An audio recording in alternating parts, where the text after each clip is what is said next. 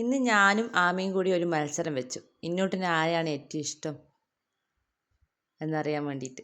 അപ്പോൾ അവനെ കെട്ടിയിട്ടിട്ട് നമ്മളിങ്ങനെ അപ്പുറത്തും ഇപ്പുറത്തും പിടിക്കുകയാണ്.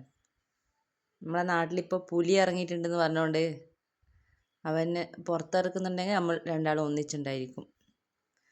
അതുകൊണ്ട് നമ്മളിങ്ങനെ അവനെ കൊണ്ട് കളിപ്പിക്കുകയാണ് ഓരോരുത്തർ അങ്ങോട്ടും ഇങ്ങോട്ടും വിളിച്ചിട്ട് അവന് ഫുള്ള് കൺഫ്യൂഷനാണ്. ഒരിക്കൽ ആമീൻ്റെ അടുത്ത് പോവും, അപ്പം ഞാൻ ഓടിക്കുമ്പം എൻ്റെ അടുത്തേക്ക് വരണം. അവൻ ആകെ കൺഫ്യൂഷനായിട്ടാണ് ഉണ്ടായിരുന്നത്.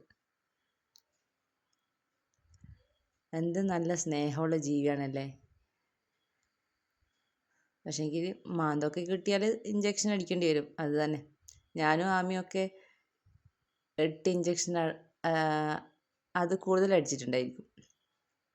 പക്ഷെ അതിൻ്റെ വേദനയേക്കാൾ നമ്മൾ ഇതിൻ്റെ സ്നേഹം ഇഷ്ടപ്പെടുന്നതുകൊണ്ട് പിന്നെ അതിനെ വിട്ടുപോകാൻ പറ്റുന്നില്ല. അതാണ് പ്രശ്നം. കണ്ട, എൻ്റെ മടിയിൽ ഇങ്ങനെ ചാഞ്ഞിരിക്കും. മോനേന്ന് വിളിക്കുമ്പോൾ ഓടി വരും. ആമി ഏച്ചീന്ന് പറയുക. ഏച്ചീൻ്റെ മോനെ എവിടെയെന്ന് പറയും. അപ്പോൾ അങ്ങോട്ട് പോവും. അമ്മേൻ്റെ മോനെടുത്തു എന്ന് പറയുമ്പോൾ ഇങ്ങോട്ട് വരും.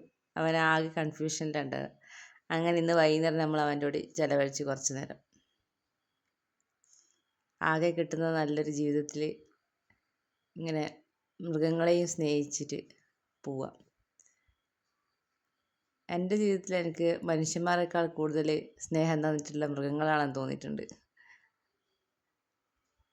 അതിപ്പോൾ നമ്മൾ കൊടുക്കുന്നതേ കിട്ടുന്നുണ്ട്, അങ്ങനൊരു സംഭവമുണ്ട്. എന്നാലും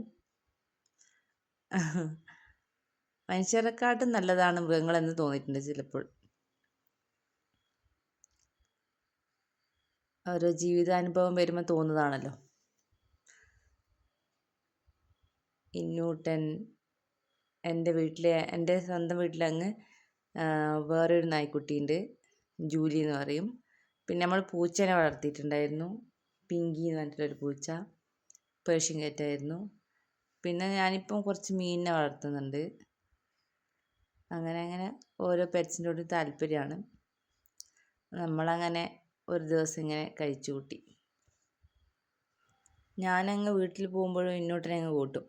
വണ്ടിയിൽ അവൻ്റെ ഒരു ബോക്സ് ഉണ്ട്, അതിലിട്ടിട്ട് അങ്ങ് കൂട്ടും. അപ്പോൾ അവിടുത്തെ ആൾക്കാരെ അവന് പരിചയമാണ്. അപ്പോൾ അത് അവനൊരു നല്ലൊരു സുഖമുള്ള കാര്യമാണ്. ഇവിടെ ഞാനില്ലാണ്ട് ഇവിടെ വെക്കുമ്പോൾ അവനെന്തെങ്കിലും ബുദ്ധിമുട്ടുണ്ടാകുന്ന ആലോചിച്ച് ഞാൻ നിൽക്കും. അതുകൊണ്ട് ഒന്നിച്ച് പോകുമ്പോൾ അങ്ങ് കൂട്ടും. വളർത്തുമൃഗങ്ങൾ ഉണ്ടെങ്കിൽ നമുക്കങ്ങനെ എവിടെയും പോകാൻ വേണ്ടി പറ്റില്ല. ആലോചിച്ച് നിന്നിട്ടേ വിഷമം ഉണ്ടായിരിക്കും, അവരെങ്ങനെ ഉണ്ടായിരിക്കും എന്നുള്ള ഒരു ബുദ്ധിമുട്ടുണ്ടാവും. ശരിക്കും പറഞ്ഞാൽ കുറേ നല്ലതുമുണ്ട് മോശവും ഉണ്ട് പെറ്റ്സിനെയൊക്കെ വളർത്തുമ്പോൾ. എന്നാലും ഇവർ തരുന്നൊരു സന്തോഷം ചെറുതല്ല. അപ്പോൾ എൻ്റെ ചാനൽ എല്ലാവരും കാണുന്നുണ്ടെങ്കിൽ സബ്സ്ക്രൈബ് ചെയ്യുക, സപ്പോർട്ട് ചെയ്യുക. വീണ്ടും കാണാം. Thank you.